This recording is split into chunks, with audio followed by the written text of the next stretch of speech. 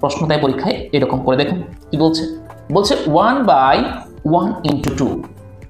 ওকে, দেন বলছে 6 মানে কি লিখতে পারি স্যার, 1 লিখতে পারি এটা 2 into 3, প্লাস আমরা কি লিখতে পারি 1/3 into 4,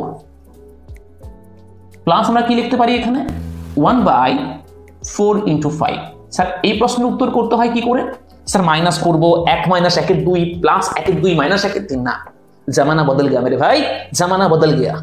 বলো করবো কিভাবে, আমরা করবো এটাকে ম্যাজিক্যাল কিছু কনসেপ্ট দিয়ে। স্যার অঙ্ককে বারবার অঙ্ক, বারবার রুলস না মাই ডিয়ার অ্যাসপিরেন্ট, একটাই রুল হবে, সব অঙ্ক হবে সব সলভ।